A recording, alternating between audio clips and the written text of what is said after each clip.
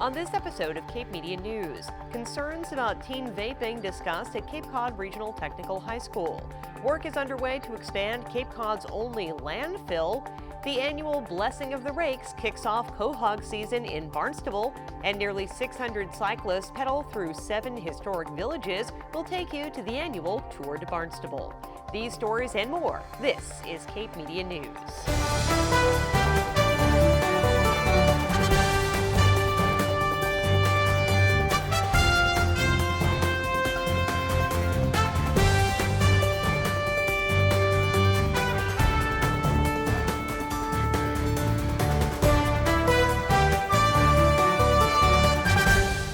This is Cape Media News, your local authentic newscast for Cape Cod. I'm Sarah Colvin.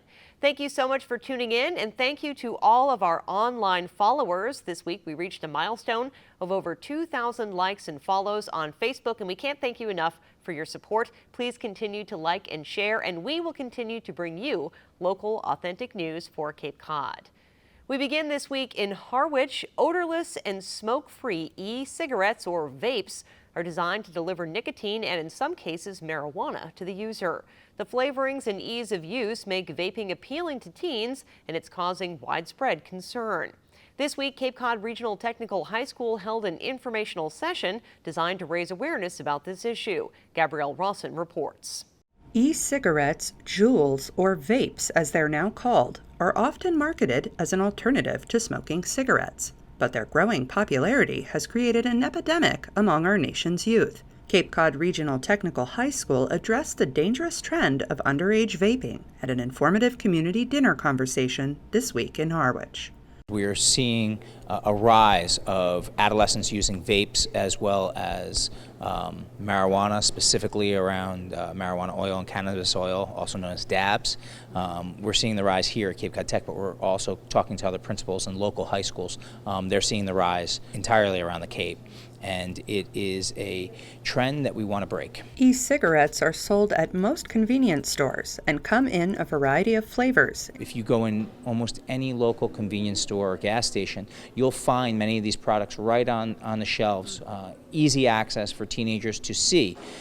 They may not be able to purchase them there, but they're seeing them on a daily basis. They get them at convenience stores, they get them from friends, they get them online. They're literally everywhere, and they're so easy to access. You're supposed to be 21 or older in Massachusetts to purchase a vape product. It takes a click of a button online and a gift card, and that's all you need before you can get one shipped to your house. It's really easy to conceal, so it's important that parents know kind of what to look for, and that the teens have these conversations with teachers, with us, with their parents, to know what the risks are. These nicotine or e-vape, e-cigarette companies are doing exactly what big tobacco did back in the 70s and 80s. They are creating ads that are geared to teenagers, really to hook them in early. And unfortunately, they've got their hooks in many, many teenagers, as the national trends have shown. E-cigarettes are often presented as a smoke-free and odorless alternative to cigarettes, but they're filled with potentially harmful substances like nickel, tin, and lead, and dicetyl, a chemical linked with serious lung disease. And because the human brain isn't fully developed until the mid-20s, experts say youth and young adults have the greatest risk for developing long-term effects from nicotine exposure. We do understand that some of these products are an alternative to cigarettes, and that they have helped many adults break the chain of being addicted to cigarettes and maybe even breaking the chain of nicotine. It might be as a step-down program. Unfortunately, they have taken a ticket out of the big tobacco, and they've really marketed this to teenagers. People who vape are 6 times more likely to pick up cigarette smoking. And so there is a relationship that we're seeing between vaping and using other products. If you look at it scientifically, I wouldn't use the terminology gateway, but if you look at how it will affect the pleasure pathways in your brain, it just primes your body to be a little bit more receptive to different substances. According to the Massachusetts Department of Health from a 2017 Youth Risk Behavior Survey, 41% of high school students have tried electronic vapor products, and 20.1% are currently using them. Experts say these numbers are rising. This huge craze that we're seeing, it's not just a fun activity. There are actual health consequences, and it can really be detrimental, in the short term, the mid-range, and long term. As a parent and a provider in the community, I think what is really important for me, hopefully, to get across tonight is how we talk to our kids about these things. I think that there's a way that we can do it that doesn't push away our children, and really just opens up an opportunity to have an open dialogue about what it means, what the effects can be, to give our kids the ability to make educated decisions. Parents who are involved, who are having conversations with their children about drugs or tobacco, they see less of their children being influenced by these drugs. I think it can be very scary as a parent to not know who you can talk to, what you can do. Sometimes there can be elements of shame about it, sometimes confusion. The speakers tonight were very clear about the idea that talking to your children and being aware of what's going on in their lives is so important, and creating an atmosphere in which there can be honesty about things. Back in my day it was cigarettes, now it's the Juuls and vaping and things, so I think it's always good to have an education. I just wanted to understand and learn about this stuff because I don't really know much about it, and I think it's important to know and help educate other people around me about it if they're doing it and stuff like that. Well, Dean comes to the school and we've been so happy here thus far, and I think it's an important topic for teens, young adults, to the more exposure they get to anti-drug and substance abuse from this age forward is the better. The event was sponsored by the Barnstable County Substance Abuse Prevention Collaborative, the Town of Yarmouth Substance Awareness Committee, and S2 Threat Detection. In Harwich, for Cape Media News, I'm Gabrielle Rawson. Disposal of solid waste on Cape Cod comes in many forms. Most of our towns have capped landfills, and garbage for the most part is shipped to the Covanta CMAS Waste to Energy facility in Rochester, where it is combusted as a power source. But the ash from that combustion needs to go somewhere, as does trash collected in Falmouth and Bourne. The Bourne Integrated Solid Waste Management Facility is home to the Cape's only landfill, and it's getting larger. We visited the construction site to learn a little bit more.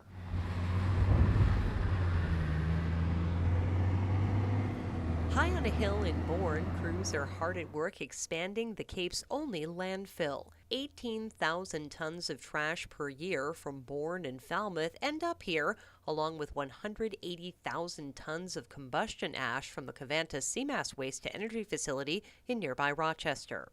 A thick layer of clay is being smoothed out to line the new Phase 6 landfill. The entire project will be complete in early 2020. Once open, it'll take only 4 years to fill. This impermeable clay comes to Cape Cod from Boston and is just one of several layers of protection built into the new landfill. What we've done here is basically excavated a large part of this area. It's approximately 7 acres.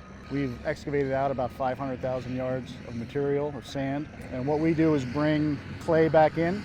We will line that 7 acres with a foot of clay. All this clay is extensively tested, and when it's put down, it's tested for compaction, it's tested for permeability, and then we put a number of various liner components on top of that.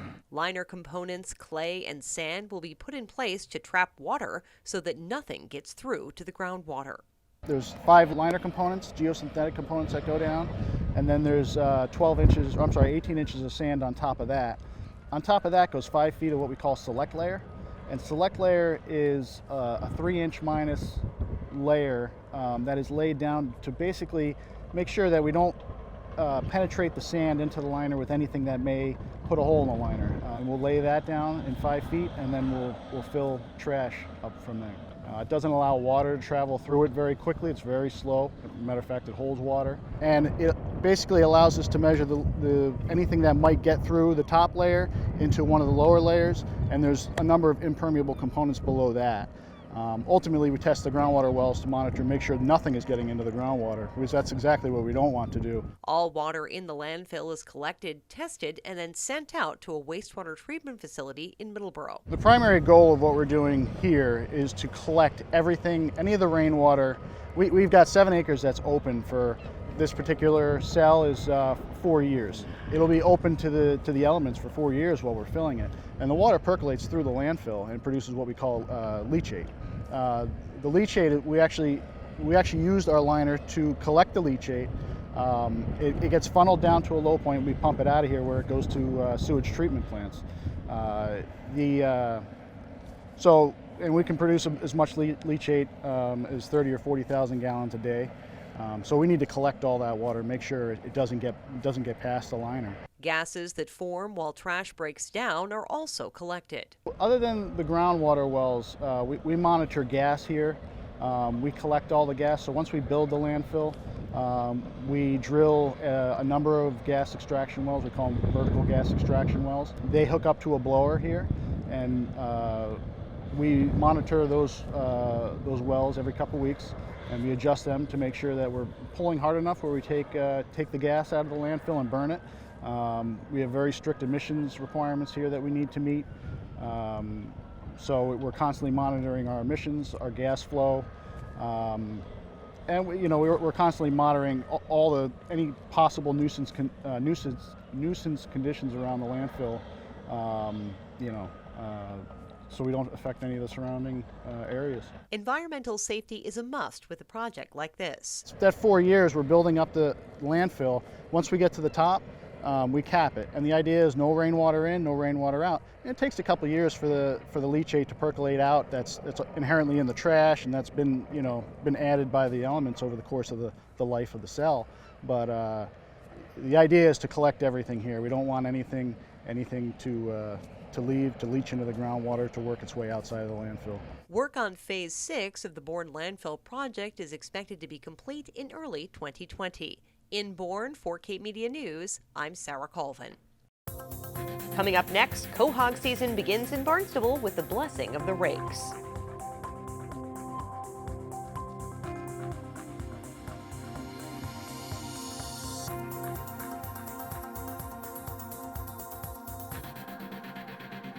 Do you notice the large influx of cyclists on our roads in the summer? Every year, 4,000 international students choose to make Cape Cod their home for the summer and for the experience of a lifetime. Biking is their main and often only mode of transportation. I'm Kathy Boyle with the Mid-Cape Assembly of God. Our mission is to provide safety equipment to these visitors as well as late-night shuttles to ensure their safe commute to and from work. These university students are future teachers, engineers, and ambassadors. They come to share their cultures with us while contributing to the Cape economy during our busiest season. Unfortunately, they can't realize these dreams if they don't make it home safely. We're asking for donations to purchase bike lights and reflective vests and to fund the nightly shuttles that are imperative to these students' safety. Please visit midcapej1housing.org or email j1latebus@gmail.com to learn how you can contribute. Please help us ensure that these future world leaders have a fun and safe summer in our community.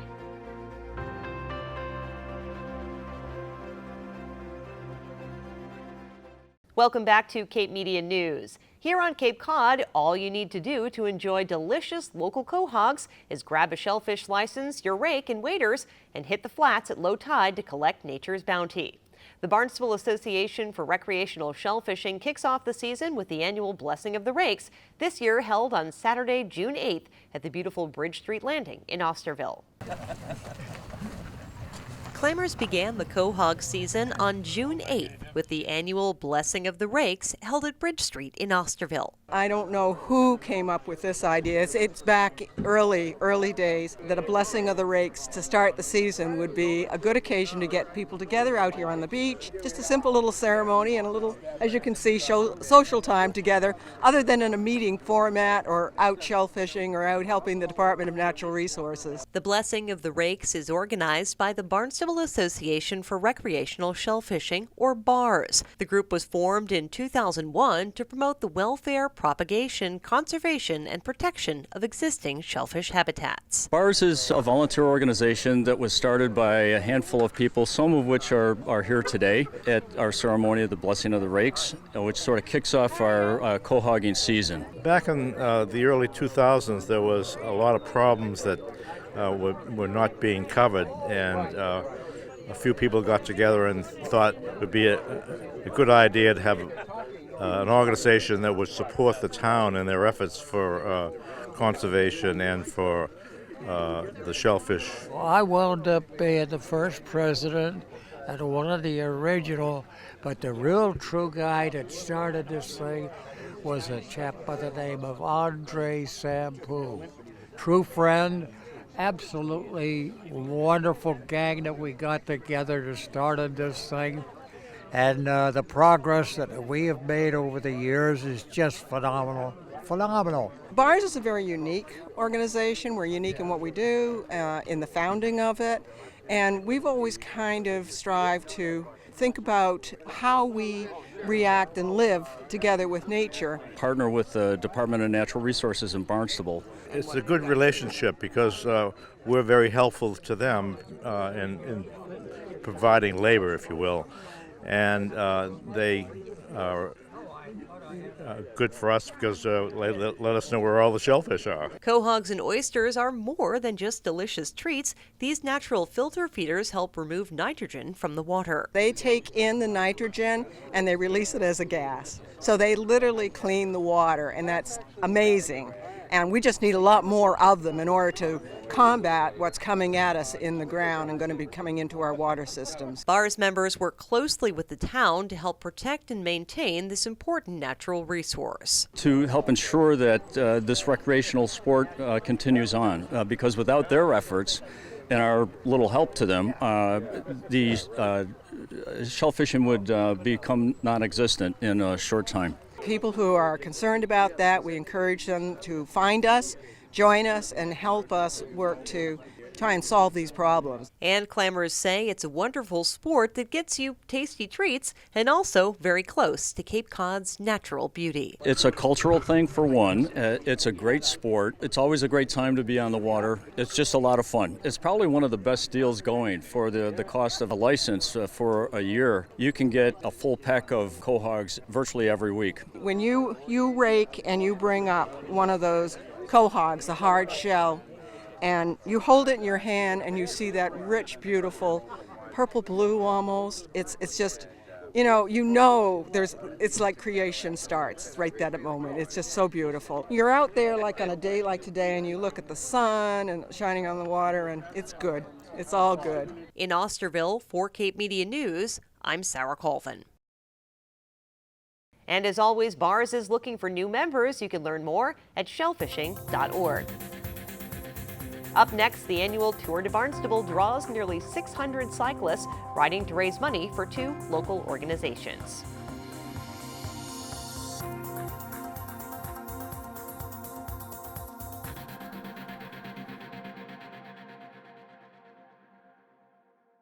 In the Yarmouth Port along Route 6A, known as one of the most beautiful roads in America, there's a little-known secret, a special building. I'm Mariana Gresti, representing the Yarmouth New Church Preservation Foundation. Since 1998, a non-religious group of local citizens have been restoring this former church building and have reopened its doors as a community center for visual and performing arts. The original details, including the stained glass windows, the tracker organ, the cast iron bell, and the recently restored ceiling paintings, are considered some of the best examples of American Gothic architecture in Massachusetts. In the audience room, we host local and visiting musicians and performers, even local school groups. In our Great Room Gallery, we hold receptions and display fine art. If you are interested in performing in our authentic historic space with its amazing acoustics, or want to help us with preservation and planning through volunteering, please go to our website at yarmouthportcommon.org. Just click on Contact and let us know. Remember to check out our calendar for this coming season of events. We look forward to seeing you at the Bell Tower on Yarmouth Port Common. Thank you very much.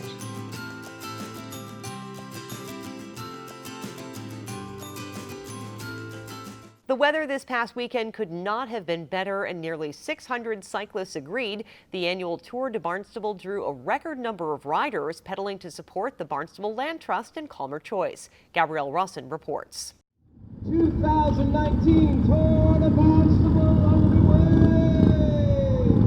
Hundreds of cyclists came out for a fun and scenic benefit ride at this year's Tour de Barnstable. The 38-mile ride to benefit Barnstable Land Trust and Calmer Choice started and ended in Asselton Park at Hyannis Harbor. Today we have the Tour de Barnstable, which is a fundraiser put together by Jeff Craddock from Sea Sports, Calmer Choice, and Barnstable Land Trust.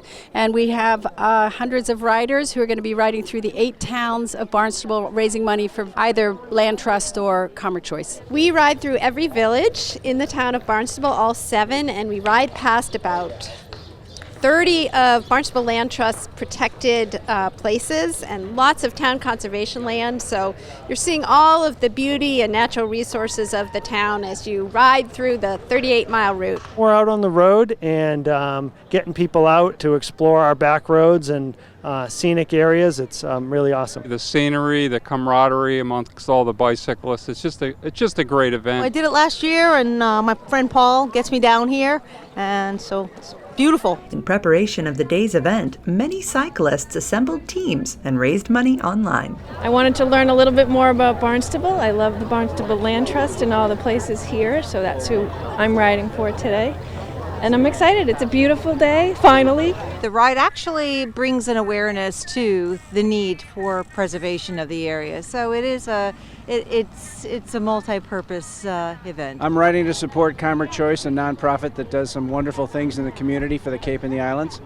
And I'm happy to be here and join about 60 other people on the team. This is David Troutman, and I'm really excited that my whole team is here to help support us. Each and every one of them can be donated to online, so check them out. I've been on the board and been involved for quite a while, and these guys have always come through for us. All good causes, either choice today, so good to be out there supporting local interests. But organizers of the event say the Tour de Barnstable is more than a fundraiser. It's also an opportunity to raise awareness about the joys of cycling. One person at a time, just showing them what the sport can be all about, that it can be great exercise, safe, fun, and the Cape is a great place to do it. It's just so beautiful, and it's great to see the whole community come out and cheer us on and support the cause. The Tour de Barnstable took place on Sunday, June 9th in Hyannis. For Cape Media News, I'm Gabrielle Rawson.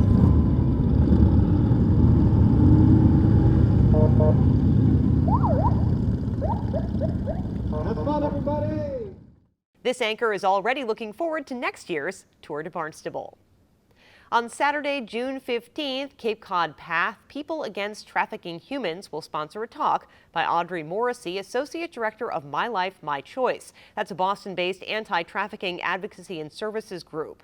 Drawing from her personal experience as a trafficking survivor, Morrissey works to prevent the exploitation or re-victimization of vulnerable girls aged 12 to 18, reaching more than 200 girls annually. The typical trafficking victim is a girl aged 14 to 17, though boys and transgender youth are also vulnerable. For more information, you can visit capecodpath.org. It's a fund of the Cape Cod Foundation. Saturday's event is free and open to the public. The talk takes place at Brewster Ladies Library from 1 to 3. Well, it is Father's Day weekend here on Cape Cod, and that means one thing: the annual Father's Day Car Show on Main Street, Hyannis. This year's event has expanded to include a full weekend of fun. The Sun Run kicks off tonight at 6. It's a 2-mile course in downtown Hyannis led by vintage cars. 8 great bands will take the stage at the Hyannis Village Green on Saturday and Sunday for 25 hours of music. And of course, the flagship event, the Father's Day Car Show on Main Street, Sunday from 8 a.m. to 2 p.m. Cape Media News will be broadcasting live on Sunday from the car show with our pop-up newsroom. You can watch on Facebook.com. Just look for Cape Media News or come on down and say hello. We thank you so much for joining us for another edition of Cape Media News. Thank you for your support, and we'll be back with more Cape Media News next Friday. I'm Sarah Colvin.